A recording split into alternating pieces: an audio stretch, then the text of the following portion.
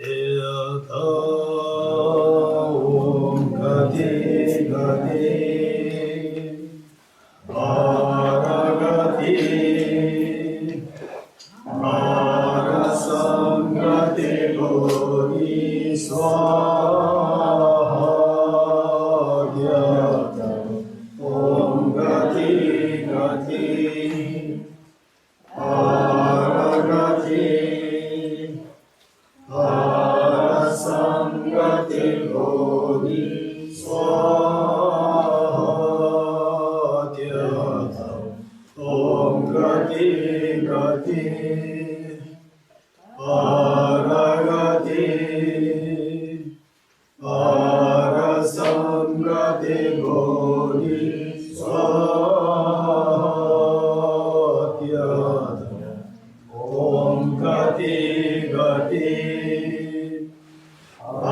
Aragati Arasangati Bodhi Swaha.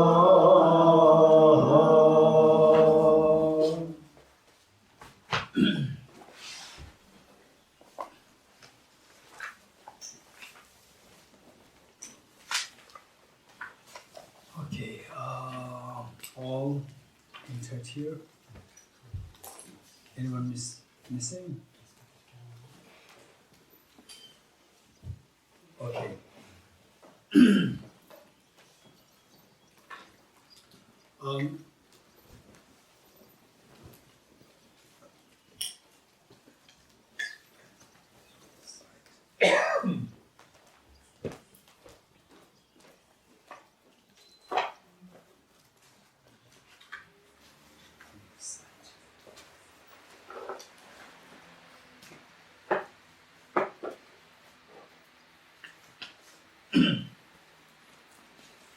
Anyone who remembers where we left off from this morning, the first session?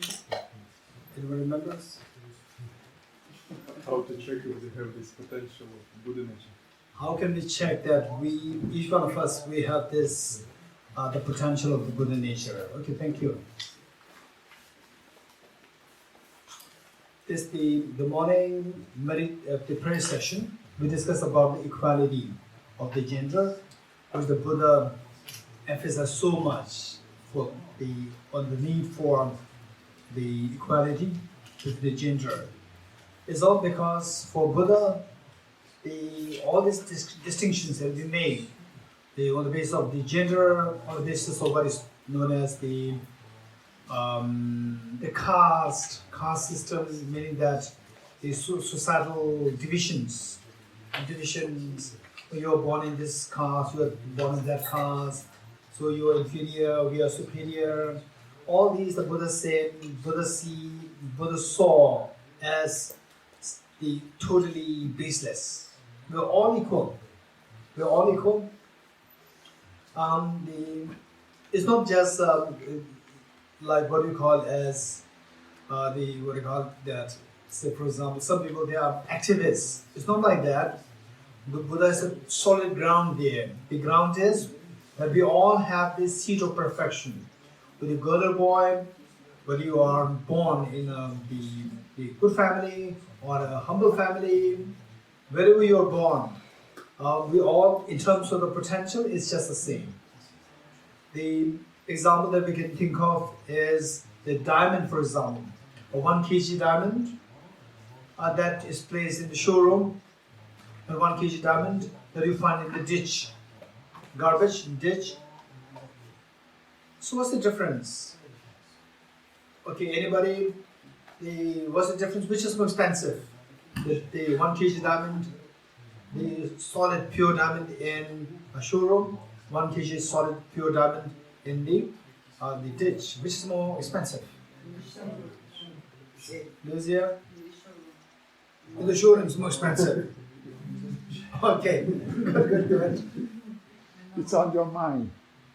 No, which is more expensive? Ah. So how it is more expensive is your mind. Okay, that's fine. Which is more expensive? This is my question. Tashila is saying? Because it's polished, so it's more expensive because of this, but it's the same value, but it became more expensive because it's polished. So it's Polish meaning polished meaning clean. clean. Oh, clean will cost you two euros. It's very easy. Okay, which more expensive? It's the same. Say. It's the same. Okay, so basically we see that the one in the showroom and one in the ditch. You pick this up, clean this, right? And oftentimes people will be happy to clean this for free. Diamond for free. Yeah, free. Put in the showroom, it becomes showroom diamond. Right? There's no difference. Okay. Now the point is that whereas in the eyes of ordinary people, when although it is a diamond, it is covered by the grease and so forth, you could not identify that as a diamond. Whereas the one in the showroom, because it is very clean, it does not have any obscuration, we easily see that as a diamond. So ordinary people will cling to, oh, this is diamond, this is so precious, this is garbage, throw this away. But in the eyes of the diamond experts, there's no difference. In the eyes of the diamond experts, there's no difference. We pick up this diamond, clean this up, and put it in the showroom. That becomes a showroom diamond. So the diamond in the showroom is the Buddha's mind, and the diamond in the garbage is our minds. Our minds are like the diamond in the garbage. And the Buddha's mind is the diamond in the showroom. Deep inside, there's no difference. It's just the same. For the ordinary people, there's a difference. For the diamond experts, there's no difference. In the eyes of the ordinary beings, oh, this is just ordinary being, very complicated, Buddha. But for the Buddhas, there's no difference. These two are equally very precious. There's no difference. Okay. Now with this, what is very important for us to know is the concept of the Buddha nature. How do we know in the first place that we have the Buddha nature? This question. So, particularly being associated with the Kalachakra Center, and associated with Nalanda, the center, Yogini Center, and any center you are associated with, are the center who provide the intellectual studies. There, we must learn the skill in articulating your words, articulating your thoughts. It's so important. For that matter, the question which we asked was, how do we know? Just how the handful of sand, however much you may squeeze, no oil will come out of that. All your efforts will go in vain. Whereas a handful of sunflower seeds you squeeze, oil will come out of that. Likewise, how do we know that the Buddha Shakyamuni, who is revered as the reliable guide, is the reliable guide with respect to me, each one of us. For that matter, you should be somebody who he can guide us, who he can guide towards the Buddhahood, which means that who he can help us to activate this Buddha nature, the Buddhahood within us. For that, there should be a seed of the perfection within us. How do we know that such a seed exists within us? This is the question. Now for that, what is very important for us to do is, one, analyze, don't think of Buddhahood, liberation as something outside, something so precious out there. Don't think of it like this. Just think of what you aspire. What is your aspiration? This is the question. What is your aspiration? What is your deep aspiration? For that, how do we know? For example, I remember 2008, His Holiness the Dalai Lama, when he was giving a public talk in Delhi University, at the end of the public talk, during the question and answer session, a girl asked a question, Your Holiness, as to what is the meaning of life? So now look, this is the question, what is the meaning of life?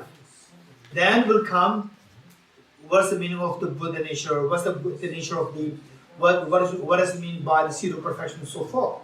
What's the meaning of life?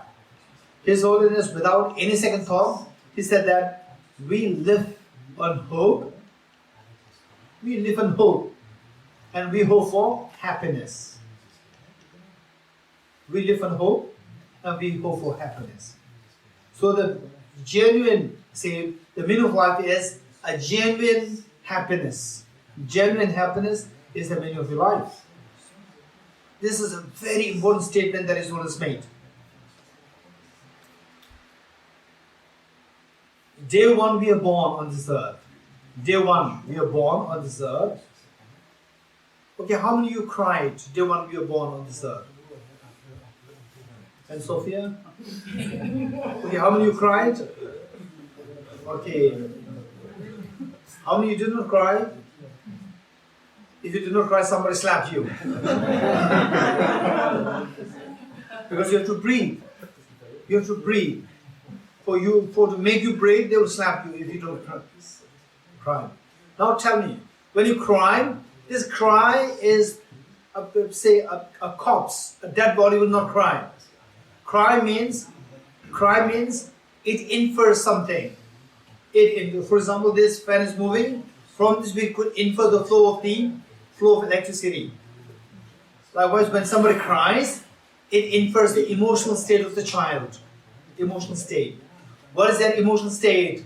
That I am hungry, I am thirsty, I'm feeling pain. This is the emotional state the child is going through. This is what you can infer when the child cries.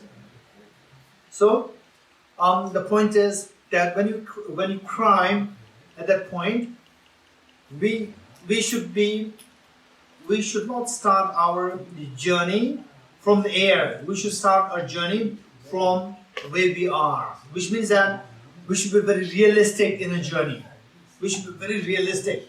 Don't start from the air, suspended in the air. Start from where we are. Be very realistic. So for that matter, say when we cry, what made you to cry? You cried because you sense that the other baby is not getting milk? How many cried that, oh, the other baby is not getting milk, please feed the other baby with milk? How many of you cried with that feeling? No, we cried all because I'm hungry, I'm thirsty, I'm feeling pain because you slapped me. So this is what makes you cry, which means that we have to start from the reality. We have to begin, we have to very solid ground, we have to begin with the reality. The reality is that we have a sense of self-centeredness. Self-centeredness. And to have the self-centeredness, there's nothing wrong in it. Because this is what we are. Although this is not our true nature, this is what we are at the moment. So this is what we need to improve. Only if we know who we are, what needs to be improved, only then we can put effort, and effort will become meaningful. So for that matter, this is how we started. In other words, what we are seeking is, I don't want suffering, I don't want hunger, I don't want thirst. This is how we began our life. In other words, we are scared. We are scared of hunger, thirst, sickness, aging, death, and so forth. While we are scared of these things, yet they befall on us. This is the reality. So we see that there's a set of experiences which are very scary, which we don't like to go through. That is known as the suffering or the fears of life. Then on the other hand, when somebody smiles at you, when somebody genuinely gives you a chocolate, you're very happy, your child is very happy. So within our mind, there's a set of emotions which makes us feel so happy. So what degree of happiness do you want? 10%? 20%? Tell me, what degree of happiness do you want? Just pick a mind. 300. Okay, 100. The next question is, okay, we have to tease about the nuances. The first one is, what degree of happiness do you want? This question. Answer is 100. Some people say 50%. Some people say 50%. With the mind, with the thinking that 100% is not possible. No? It doesn't matter whether it's possible, not possible. This is the second question. The first question is, what degree of happiness do you want? 100%, 50%, 10%? guaranteed 100%. Then the next question is whether or not 100% happiness is possible. This next question. So we don't follow blindly. We must be able to ask the questions very systematically and articulate your thought processes so well, so that when you get the answers, you get a very clear, crystal clear answer. And that will give you conviction, and that will make your journey very smooth and very swift. Okay. Then how many of you don't want suffering? Raise your hands. Okay, we don't want suffering. Very good. Okay, you don't want suffering 10% or 100% suffering you don't want? 100%. Then again the next question is whether or not it is possible. Okay, so these are the steps that we need to follow. So now, in case, if there is a possibility, like the handful of sunflower seeds, you squeeze, oil come out of that. Likewise, with some effort, we try to try to see what's inside us, and then the 100% happiness comes out, which means that we have the seed of the 100% happiness, and the suffering becomes zero. Total liberation from suffering comes out. We have the seed of fearlessness. We have the seed of total liberation. Okay. Now, how do we know that? Whether or not we have the happiness, infinite happiness, possible, or the fearlessness, total fearlessness, are something which we can achieve. This is the question. Okay, how do you think that 100% happiness is possible? How do you think that it's not really possible? How do you think that suffering can be made zero? How do you think that suffering can be made zero? I'm not too sure. Okay, this is a very serious question. And if you're not happy about it, we must be able to speak out and ask questions. It's so important. And for example, if you ask a question to me, if I fail to give you a satisfactory answer, don't feel demoralized. You can always go to the next teacher, third teacher, fourth teacher, right? So these are the questions. Be daring to ask these questions. If you're not satisfied, you must be able to ask these questions. Okay. It was 2008 when Professor Paul Ekman, who was a psychologist, Professor Paul Ekman, psychologist, and he did an interview with His Holiness for about like 54 hours. 54 hours of interview for over the stretch of I think 1 or 2 years time. He did like 2 or 3 interviews within 2 or 3 years time. Then he was bringing all these interviews in the form of books. And he was almost done with that. Then he requested the Office of His Holiness to send somebody to check His Holiness's words there.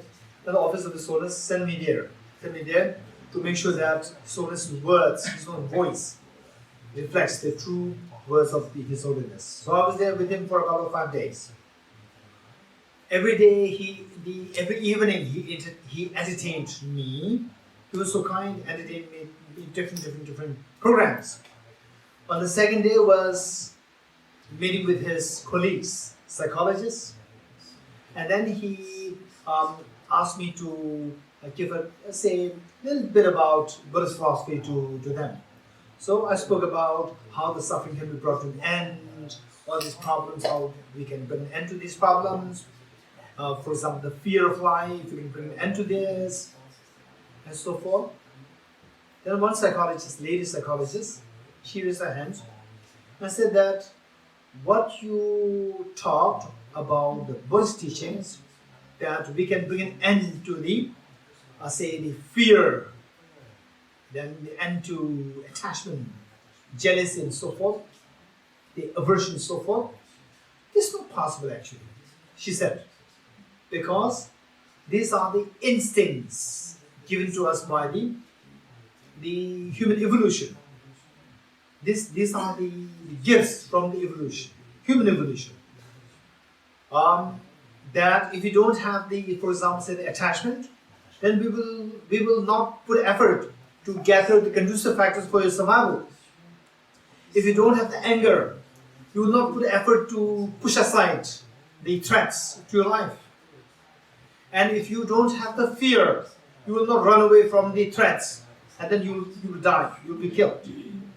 So, survival of the fittest is how the species should survive. So therefore, these are the instincts. We cannot really get rid of these emotions, like fear, then anger, attachment, so forth. This is what she said. Okay. What Charles Darwin said of the evolutionary theory, it is, if you really don't go deep into the psychology, how the mind works, the way the Buddha explored, then how the human beings, like 99.9% of human beings, how they live their life is exactly what Charles Darwin said. We don't explore our mind. And Charles Darwin, he reduced the mind to the brain to the body. So this is how Charles Darwin reduced everything to the brain, and then on that basis is more keen on the brain and the physicality, the physical body, rather than the going into the mind. So whereas the Buddha went deep into the mind to explore how the mind works. And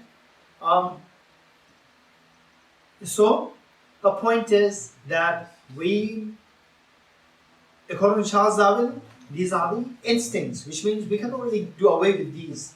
These are naturally inherited from not from your past lives, from your past generations. This is the difference. Whereas for the Buddha, according to Buddha, these instincts that we have, what Charles Darwin said as the instincts, we inherited not from our past generations, we inherited from our past lives. This is the difference. According to Charles Darwin, these are inherited from the past generations. According to Buddha, these are inherited from the past lives. Okay. Then the Buddha, because the past lives means we don't touch into the body, we touch into the mind. So the Buddha explored deep into the mind, workings into the mind. Charles Darwin, according to Charles Darwin, it came from the past generation. Generation means the physical body. So Charles Darwin went too deep into the physicality, not the mind. Okay. Then the question arises. So according to Charles Darwin, we can't do anything. So fear, we cannot. How many of you feel it fun to have a fear? How many of you feel fear as a fun? Or let us go to the zoo and go to the tiger's cage to feel the fear as adventure, right? Into the zoo with the tiger, right? And then you will feel the fear, how that is like, what a fun. Okay, how many of you like to go for this fun? Huh? Not that fun. But the roller coaster, those kinds. There are many other things, but not to that extent. No. This fun is very scary. This is not a fun. This is risking your life, right? Nobody wants fear. In other words, nobody wants fear. Nobody wants fear. Okay. Now according to Charles Darwin, you can't do anything. Even if you don't want it, when the situation arises, that the fear arises, you can't do anything. This is the evolutionary gift for you. Okay, this is Charles Darwin's evolutionary theory. Whereas the Buddha said, no, this is what we inherited from our past life, not from the past generation. Past generation, they gave us the genes. They gave us the neurons, the genes. Genes, they are like the hardware of the computer. And for the hardware of the computer to operate, we need the software. Software came from the past life. Hardware came from your parents. Genetic structure, they all came from the parents. If there's a defect in your genes, if there's a defect in your gene structuring, if there's a defect in your brain, then the software will not work. your past life software will not work. So the hardware must be so good. And yet, with the change in the software, in the mind, you can change the physical structure of the brain also. So nowadays, the neuroplasticity, these are all what is being taught about in the neuroscience. Okay, so having said this, what we are talking about is whether or not we have the capacity to become enlightened in a technical sense. In the loose sense, whether or not we have the capacity to achieve the maximum happiness and zero suffering. Whether or not we have this capacity, this is question. Okay. So for that, we need to know two things. The first one is more in the form of example. Number two is more in the form of reasoning. Example, let's say, a dirty water. Let's say a dirty water. Say, here is much better. The weather is cool. Whereas, say, the places where the weather is so hot, and if you are to be working outside under the scorching sun, very hot for about 3 hours in stretch, you feel so thirsty. And then I give you a very dirty water. Will I drink it? Will I drink it? No. Why not? Because it's very dirty. Okay. Now what we do is that I subject this water to the process of purification. Process of purification, like reverse osmosis, ultrafiltration, and so forth. So subject this water to this process of purification, water becomes very clean. All this water, that the bottled water that we get, they are all done through the purification process. Now do you like to drink it? Yes, it's very clean water. Now tell me, this clean water, it came from where? From the dirty water or from Himalaya? No? From the dirty water. But dirty water is very dirty, it was not clean. So this clean water came from where? Huh? From the dirty water. Okay, so let us not forget this example. Keep this example for the time being aside. Let's not forget this. Okay, let me say the black charcoal, or let's say the total white snow. White snow. I ask you to make it a black snow. Black snow, right? Black snow, but not coloring it. Not coloring, but make it black, right? So what you do is that you try to remove the white part, and the snow disappears. Snow disappears. Whereas for the water, you remove the dirt, the water becomes very clean. Do you see difference? Do you see difference? Let's say the water, when you try to make it clean, you remove the dirt, the water becomes, instead of the water disappearing, water becomes very clean. With the white snow, remove the white part, instead of the snow becoming other colors, it disappears. Why the water did not disappear? Why the snow disappeared? Anyone? Yes. The dirt was in the water, but the black was part of the snow. White is a part of the snow. The white was part of the snow. Okay. Right. So in other words, what you are saying is that the dirt of the water is not the true nature of the water. It's not the true nature of water, whereas the whiteness of the snow is the what? The dirt is not the true nature of the water, but the whiteness is the true nature of the snow. This is what you're saying. This is extremely important. This is what the great master, who this morning I mentioned, Acharya Dharmakirti, the great teacher Dharmakirti, he said this. Acharya Dharmakirti, 7th century AD. What he said was that the true nature of mind is clear light. The true nature of a mind is clear light. And the metal stains are adventitious. I'm not saying temporary. I'm deliberately using this word adventitious. Adventitious means it's not the true nature of the mind. The true nature of the mind is clearite, and the metal stains are adventitious. The water, the true nature of the water is so pure. However dirty the water is. Okay, around Paris, is there any dirty water? Dirty river? River Seine. Okay, let's say River Seine. River Seine, it is dirty, but the true nature of this River Seine is not dirty. How do you know the true nature of the River Seine is not dirty? Remove the dirt.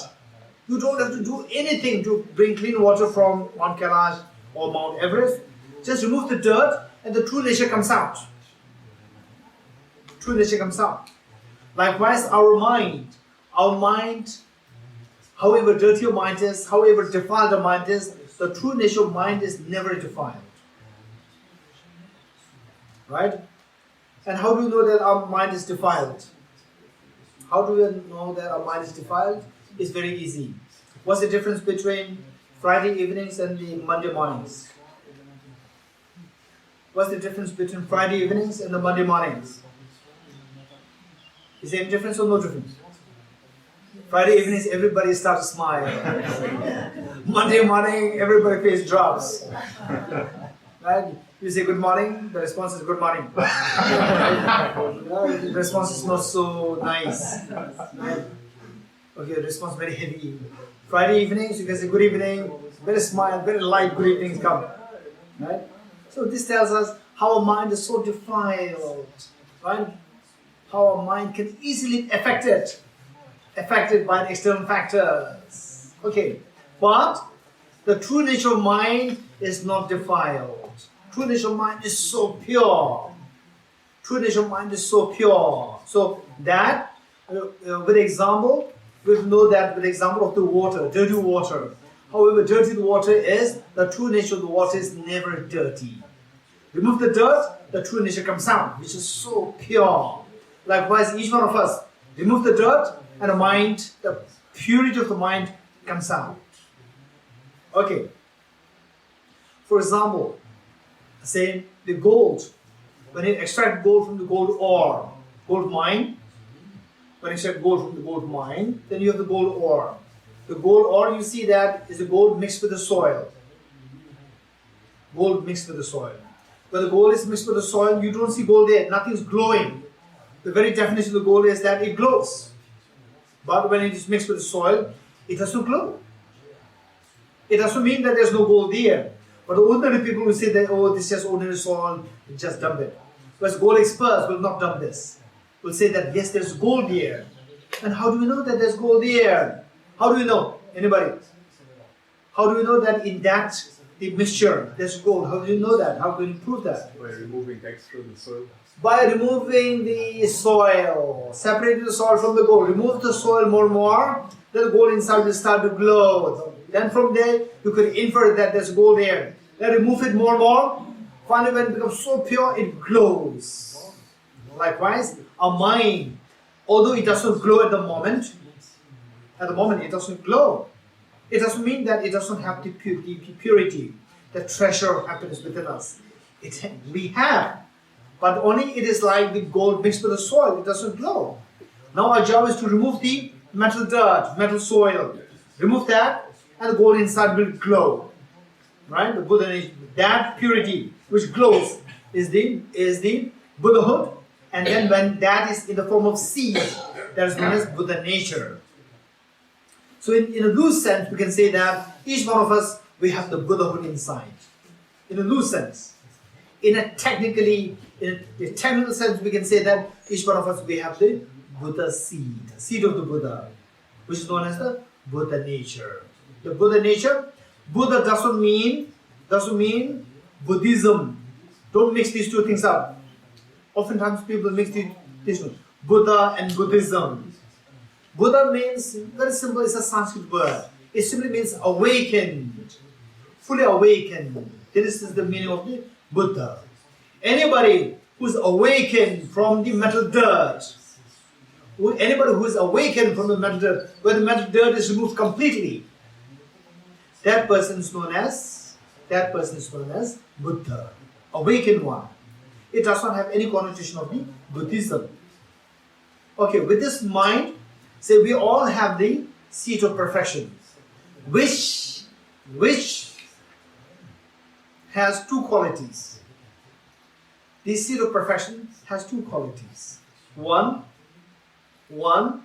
where if this seed comes out, it cannot be affected by any external factors. What does it mean by fear? Okay, so what we are doing here is so important. When the ground is laid very firmly, then all we're going to study about emptiness, bodhicittas, all these things will make sense to us. Tell me, what does it mean by fear? What we said is that we seek two things. One is fearlessness. Number two is infinite happiness. Whether achievable, not achievable, this is what we are analyzing, we are exploring. But at least what we are seeking is fearlessness and Happiness. infinite happiness. Let us not forget this. Okay, how many agree with me? Or how many of you seek, if there's a possibility, how many of you want to achieve state of fearlessness, complete fearlessness and infinite happiness? Raise hands. Okay, good. Who is that? The boys or the girls? Huh? The boy. Huh? Boys? Boy only. Okay, and Sophie doesn't agree with this. Both. Okay, what about, who is that? The French or the non-French? Huh? Both. Who is that? Buddhist or non-Buddhist? Both. Look. If we explore like this, it becomes very simple. We are all one. There's no division. There should be no division in terms of religion, in terms of ethnicity, in terms of gender. There should be no discrimination. We are all just one in seeking fearlessness and seeking infinite happiness. And any system that you employ to reach that state, that is your path. That is your spirituality. And who seeks that? Who seeks fearlessness and who seeks the infinite happiness? The boys and girls? Both. French, non-French? Both. Buddhist, non-Buddhist? Both. Believers, non-believers? Both. Rich, poor? Both. Educated, uneducated? Both.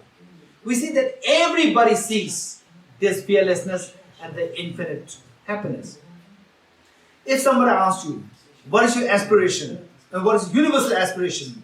Is the fearlessness and the infinite happiness. So what we learned thus far is that with the example of the water, dirty water, river sand example, what we learned is the true nature of the mind, the true nature of the water is so pure. What does it mean by so pure? So pure meaning that your mind, for example, okay, this is very important. What does it mean by the mind is defiled? Defiled mind and a pure mind. What's the distinction? Okay, anyone, quick.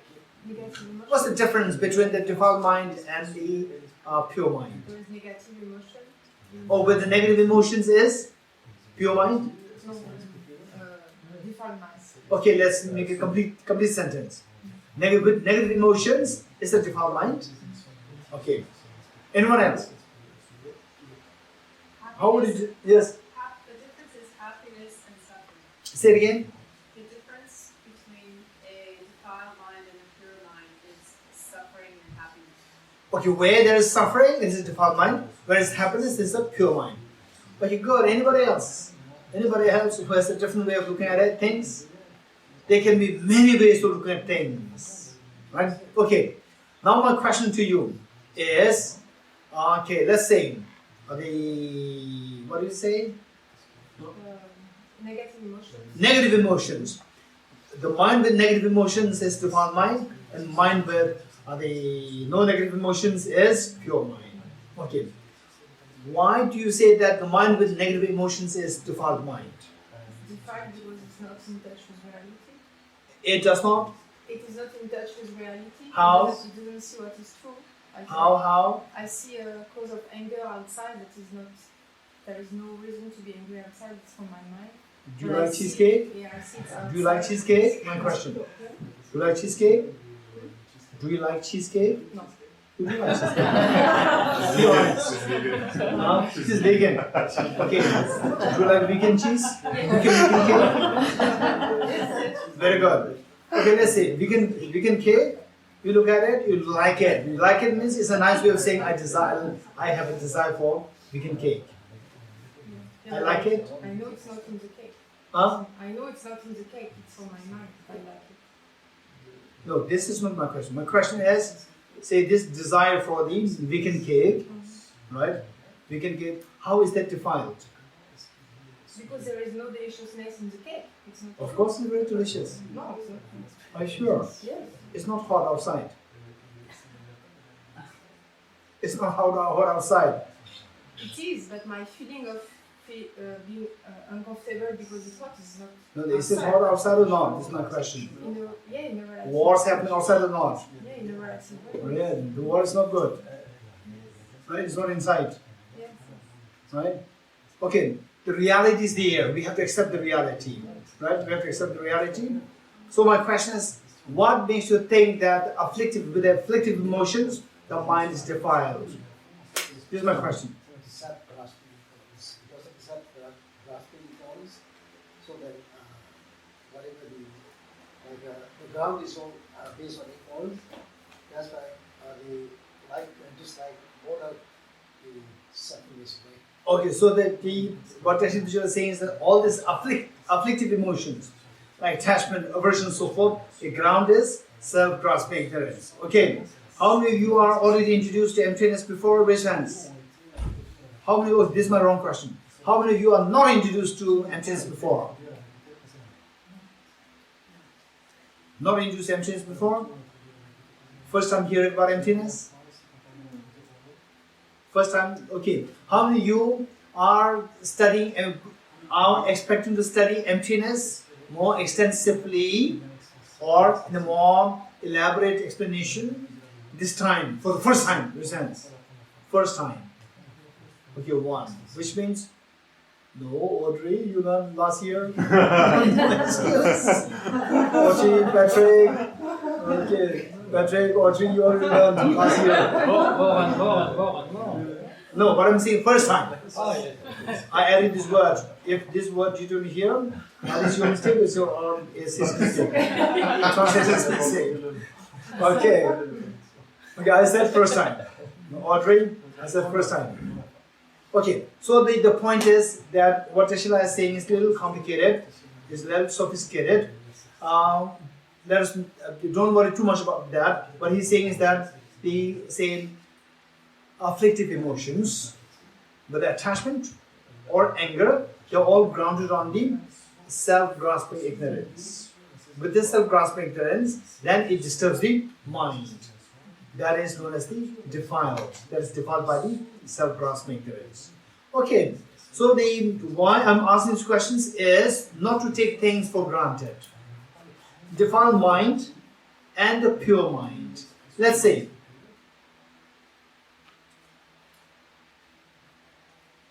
okay, some people, their body movement is very rough. Right? When they go in the crowd, they go with their shoulder just, tucking with other people's shoulder. Very rough, they move so rough. And some people, they move very gently, very tenderly to make sure that you don't disturb others. Right? So same person who otherwise goes so rough, later on, his friends tell him, okay, this is you rough. You go so rough, don't do that. You have to do like this. You learn. And then you learn how to move very gently, tenderly, so that nobody else is affected. It's the same body, how the body behaves. One very rough and one very gentle. You getting it? Likewise, our mind. Our mind, say at one point it moves so roughly. That is known as defilement. Because with this rough state, it makes you disturbed, makes the person who has this mind disturbed. Whereas this mind behaves very gently, the person who has this mind feels the calmness. So where the mind behaves rough, this is known as mental defilement. And our mind, how the mind behaves in a rough way. So that will study more, the way Tashila said, this will study more. Okay, now the same question remains. How do we know that our mind has the capacity to achieve the total fearlessness and to achieve the Perfect happiness. infinite happiness, Fearlessness. right? Or ultimate happiness, infinite happiness. And fearlessness. No, fearlessness one, you said another word. Infinite happiness, ultimate happiness. Okay, so these two things are what we are seeing. Do you agree with me that anybody on this world, anyone, whether believer or non-believer, whether Buddhist or non-Buddhist, whether French or not, anyone on this world, they are seeking, deep inside they are seeking fearlessness and they are seeking infinite happiness. Do you agree with me or not?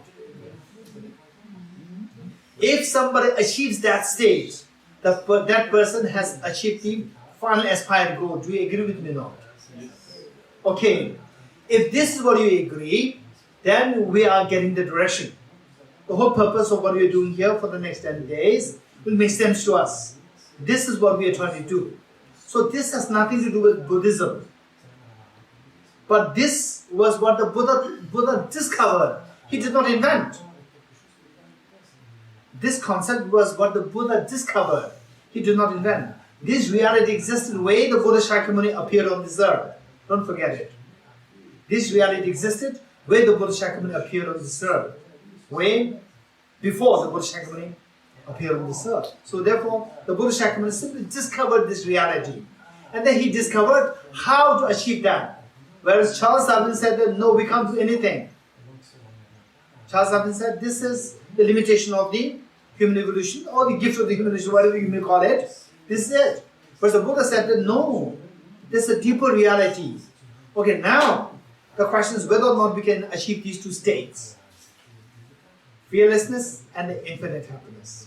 Okay, so what we said with the example of the water is that the true nature of the water is so pure. So pure, the true nature of the water is so pure. Likewise, our mind, the true nature of our mind is so pure. Our mind is not pure, don't forget it. Our mind is not pure, the true nature of our mind is pure. We need to make this distinction. The true nature of mind is very pure, our mind is not pure. We are not Buddhas. We have the true nature of mind is Buddha. The true nature of our mind is Buddha, our mind is not Buddha. When the true nature of the mind comes out, then our mind becomes a Buddha. Buddha meaning the fully awakened one. Okay. With this, what we need to explore is that how the mind, the first, what we said is that the true nature of mind, is so pure and it has the fearlessness and the infinite happiness there within us in the form of seeds. So that we have to learn through two ways. One is by means of example and the other by means of reasoning. Example we already gave to water. River sand example. The true nature of the river is never dirty. Likewise, the true nature of mind is never dirty. This is how we explain with the example, with the help of example. Now, how do we know that this is reality? Our mind, the true nature of mind is so pure. How can I know that? Right? How can I know that? This question. Okay.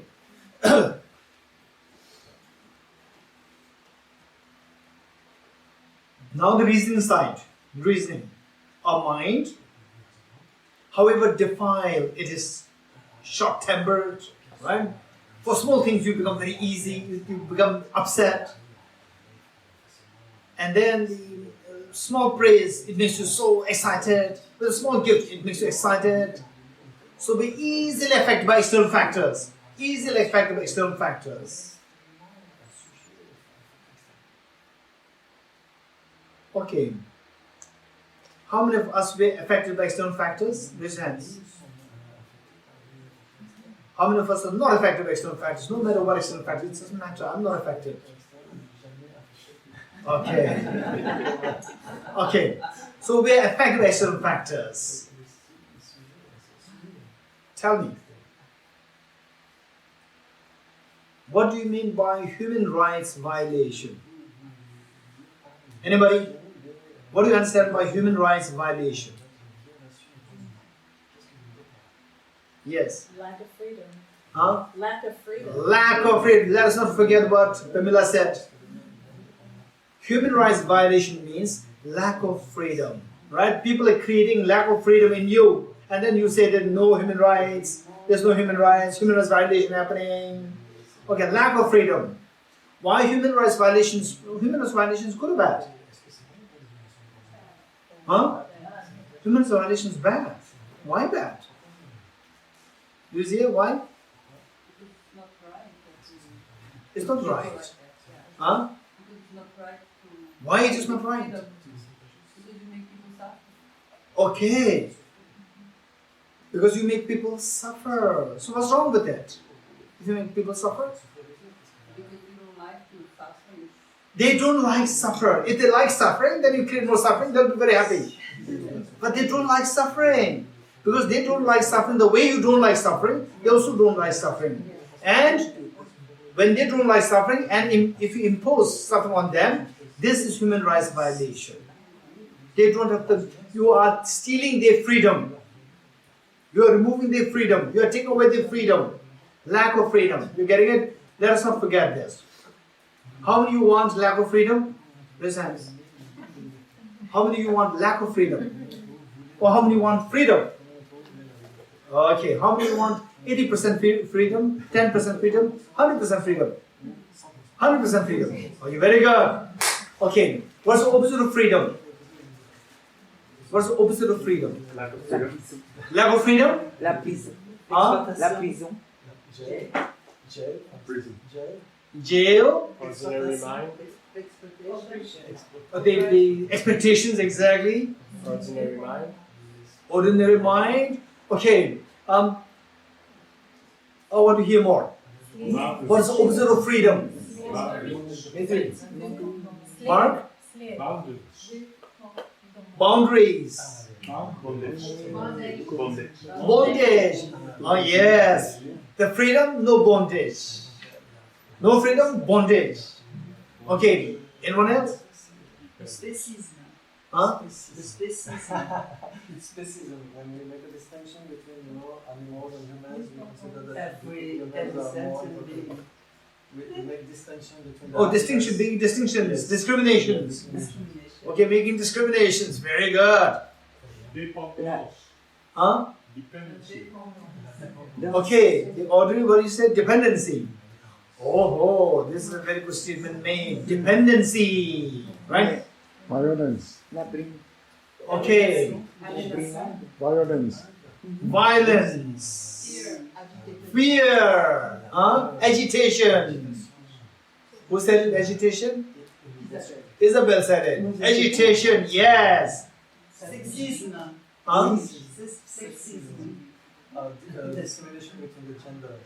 Gender discrimination. Very good. Misery. Misery. Okay, look. Aliénation. Alienation, what is that? Alienation. Alienation. Very good. Submission. Huh? Submission. Submission. Yes. Submission, involuntary submission. Not voluntary submission. Involuntary submission, right? Okay, I'll submit myself to His Holiness the Dalai Lama. We're so happy. I'll have to submit to Trump. No. Right? Involuntary submission. This is lack of freedom. Okay, very good. We're getting a lot of information. Look, this is so important for us to know the different versions of the lack of freedom. We're getting it? Finally, what we want is that we don't want lack of freedom. We want total freedom. You agree with me? Okay. The fearlessness. Finally, what we seek is fearlessness. Fearlessness means total freedom. Total freedom. Right? That we should be free from lack of freedom. Do you agree with me?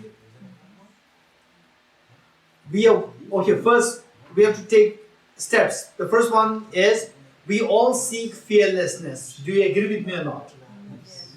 If you don't agree with me, then we have to work on this part for the present. more time. If you agree with me, we can take the next step. You agree with me? We are all seeking fearlessness. Do you agree? Very good. If we seek fearlessness, we have to know what is fear. Fear, all variations come into being. Alienation, right? Discrimination. Then the what? The miseries. Then what else? Bondage. Then dependency, right? The fear.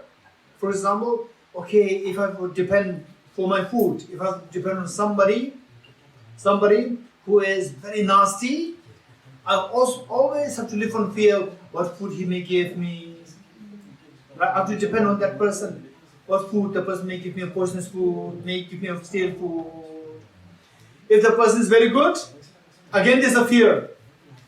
What if this person, becomes sick? How will I get food? No, this is how we have to. The moment dependence is there, the fear is automatically there.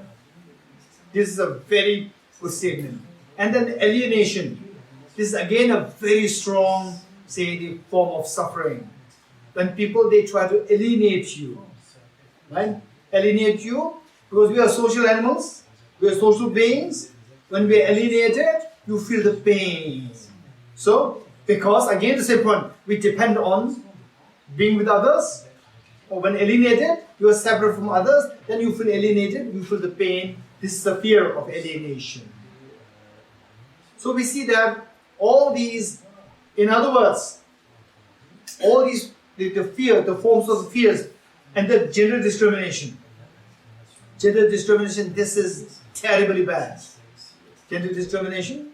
And the discrimination on the basis of the race, or the basis of caste, these are just outdated, totally outdated. Okay, with this what we see is that finally,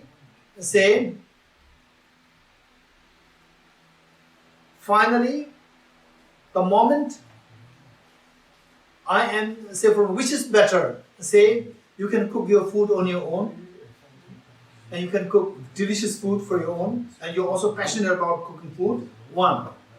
And then you don't know how to cook food, you have to depend on somebody else, right? If you are given a choice, which will you choose? The first one or second one? The first one. No, with the second one you have to, you have the pleasure, you have what do you call it? The privilege of keeping up the helper. If a helper is there, it's very good.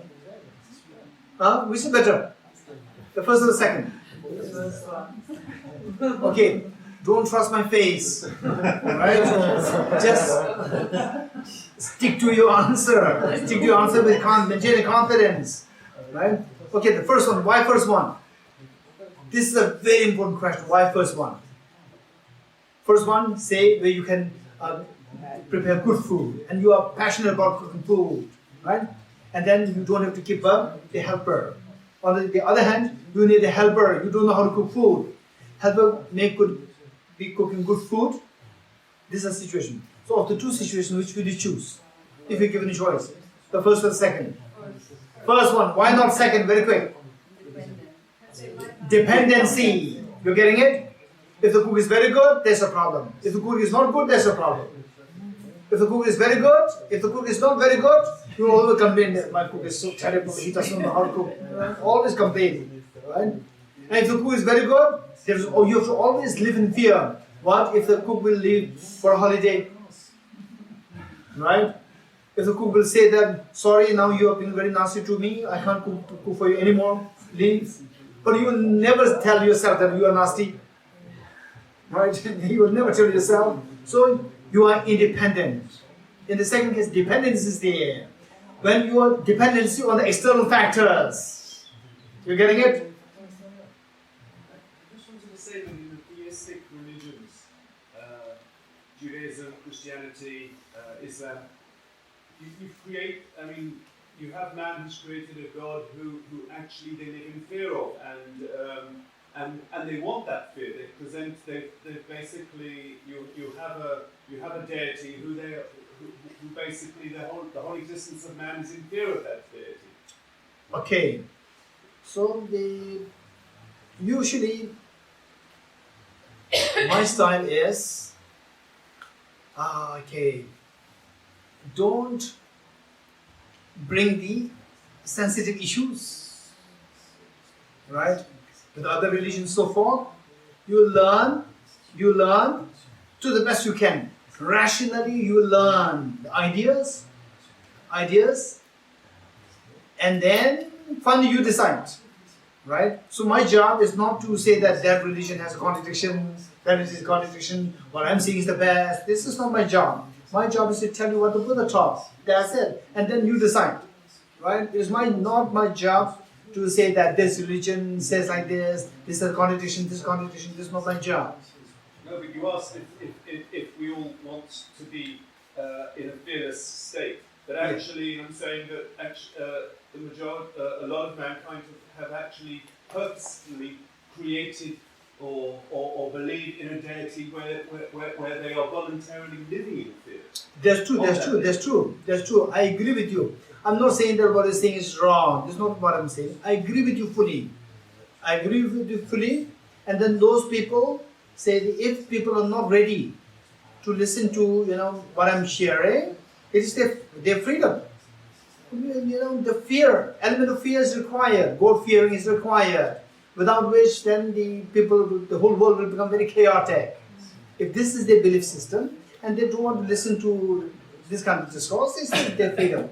But the thing is entirely individual. So first, see if this makes sense. I'm not saying that other one's wrong, this is correct. Just see if this makes sense to you. If it makes sense to you, then finally your job is to create fearlessness. After all, we seek fearlessness. After all, we seek infinite happiness. This is a reality. So see if the fearlessness can be achieved. You see if you can achieve the infinite happiness. If that is achievable, why not? We go for that. Meanwhile, not to disrupt the outside world. Okay, this is what we are trying, right? Okay. So first we have to just see it makes sense. If what we are learning, if that makes sense. If it makes sense, then it is your job how to put them together to see whether these two are compatible. The concept of the other religions, and oftentimes, to be very honest, your name? Howard. Howard. To be very honest, oftentimes the original teachings are there, and then later commentators come with every religion. Later commentators come. Original teaching was there, and then people start asking questions to the original teaching. To defend the original teaching, then the commentaries come. Commentaries also, people ask the question to the commentaries. Again, the commentary after commentary comes. And the commentaries, their explanation can be very detailed. And then to finally, to defend the position, they have to, no choice, other than to come up with various other the positions. And then they become like a doctrine. Right? If you study the theologies very clearly, all these debates are there. Christianity, Judaism, Islam, and even within the Hinduism, yes, even with Jainism, Buddhism also, people try to write commentaries to defend one position, write commentaries. These commentaries are further questioned. This is an ongoing process. So meanwhile, people can come up with various things. For example, to be very honest, at the time of the Buddha, the spiritual, the religious flute, Tibetan monks playing religious flute, guarantee at the time of the Buddha it was non-existent. At the time of Buddha it was non-existent. And then slowly, the Buddha's teaching is very important. When we invite the teachers, it must be done with respect. So how to express respect? And then you look at other things, cultural things. And people see that they're invited with music. Oh, we have to include music there. Then we start music. At the Buddha's time, there's no music. When you invite the Buddha, there's no music. That's it. Whereas the Buddha travels, somebody playing music, no. Buddha, very simple monk, going barefooted. And then afterwards, Jesus Christ, his clothes are very simple. His clothes are very simple.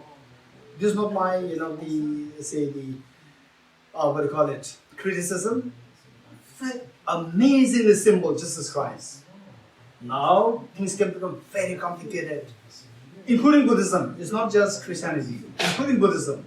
This is what happens over the next generations. So therefore the point is that now with the Tibetan, flute is required, okay, music is required, and the music, very simple flute is there, no, it should be, and then and then with the different labels, and then with the what do you call it, the hangings, beautiful hangings. These are all elaborations that came out later. They were totally non-existent at the time of the Buddha. Today, if I say that, oh, there's no need of this, oh, you have no respect for the teacher, finish. These are all exaggerations later on, additional things coming later on. There's no exception to Buddhism, it's with all religions, to be very honest. So therefore, I don't touch these areas. Anybody who wants to touch this area, I don't touch this area. My job is to just explain what the Buddha taught and then see if it makes sense. If it makes sense, for your own benefit, apply this. Make yourself a happier person. Make yourself a fearless person. And then see how to teach this, spread this to other people, not to convert people, to make other people happier. To make other people be free from anxiety, stress, depression. This is what we can do, this whole purpose. Okay. Okay, now where did we leave? Where did we leave? How can we be sure that we have this Buddha nature? Okay, within that there are two parts, example and the reason. Example is done. Example is done. Now the reason part. Reason part, what we said is that first, let's say to get rid of, say, the fearlessness. This is what we're seeking. The fearlessness, to know what the fearlessness is, whether or not it is achievable. So first we explore what's the opposite of fear. Opposite of fearlessness. Opposite of fearlessness, we said fear. What is meant by fear? Then people come up with various understanding. Dependency, alienation, discrimination, what else? Huh? No. The fear, meaning of the fear. Lack of freedom. Huh? Lack of freedom. Lack of freedom. Losing your family. Losing your, the fear of losing your family. Stress. Huh? Stress. Stress. Lack confidence. Lack of confidence. Lack of freedom.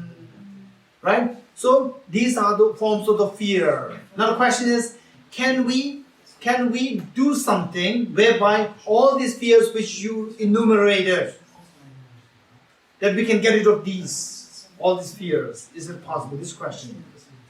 You getting it? Okay. For that matter, give some, okay, let's say dependency. Dependency, which Audrey said, and all of what you said is somehow connected to this dependency. Let's say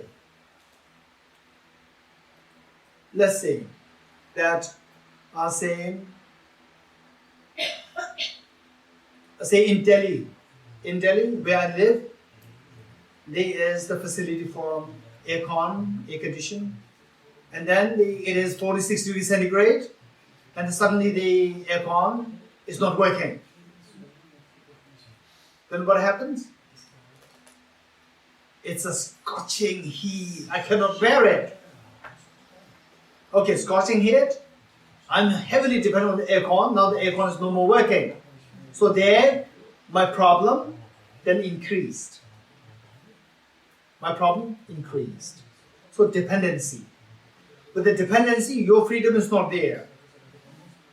Whether you are peaceful or agitated depends on the external factor. Right? Okay, now all of us stretch your hands. Stretch your hands upside down. Not upside down. Okay. Okay, the palms up. Okay. What happened? Clap. The sound of a clap arose. You're getting it? Don't think that he's making us like small child. Right? This is always a very simple example, but it has a tremendous significance there. Okay, this sound of a clap is the metaphor for all the suffering that we are going through, all the fears that we are going through. Right? This sound of a clap is the metaphor for all the suffering that we're going through, all the fear that we're going through. Now, this suffering should necessarily, this clap, sound of the clap, should necessarily arise by dependence on the two hands. Do you agree with me or not? Yes. Yes. With the one hand, however strong that is, okay, try it. Try it. Okay. The moment you do it with somebody else's hands, again two hands come. I'm saying just with one hand, not with two hands, not with your hand and other hand also two hands. Don't be wise. Don't be smart. Right? Just with one hand, see. No sound. Finally, the sound of a clap, which is a metaphor for all the fears of life. This sound, we have to analyze how the sound arises. How the sound arises, how the fears arise in our life. So the sound of a clap is, for that, necessarily, it requires the two hands. Likewise, for any suffering that we go through, it should necessarily come into being by dependence on two factors, like two hands, external factor and internal factors. You getting it? In other words, all suffering, all fears that we go through should necessarily come into being by dependence on two factors, external factors and internal factors. Okay, now we see that, okay, tell me, how many of you have some severe problems in your life? Severe, stressful, severe pains in your life? At least once in your life. Raise hands. At least once in your life. At least once in your life. The tremendous pain. Huh? All of us. Okay. If there's somebody who can tell us, share your experience, don't just make it general. Just pick a very specific example of your pain, one of your pains, which you consider as for you was very severe. Anybody who likes to share that? Very quick. Any pain, any kind of pain. Very quick. Anybody who likes to share that? Yes? The death of parents. The death of one's parents. Yes. The pain of the death of one's parents. Anybody else? Very quick. The death of our children. Death of one's children. They are very true. Yes. Anybody else? L'accouchement de notre enfant. When our child is taking birth, when we deliver. Huh? When somebody delivers, the pain of delivering. Okay. The pain of delivering a child. Anybody else? Alcoholism. Okay. Parents The being alcoholic. the addiction of alcoholism. The parents being alcoholic. Okay, seeing the pain, having the pain of seeing the alcoholism of the parents. Anyone else? Depression. Yes, but depression why? Because of external factors and No, don't just accept. I said don't generalize. Make it very specific. Lose a job.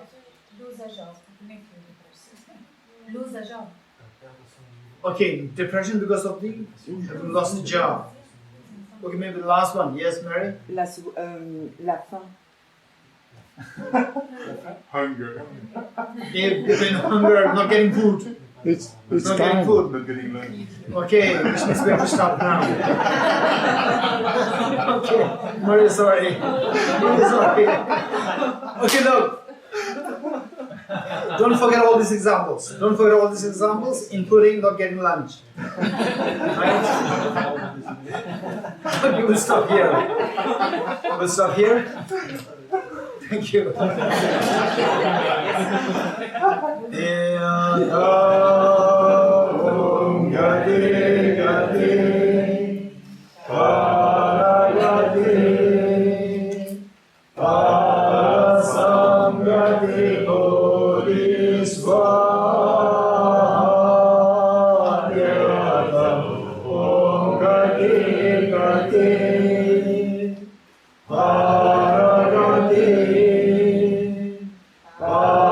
Parasamgati Bodhiswatyata Om Gati Gati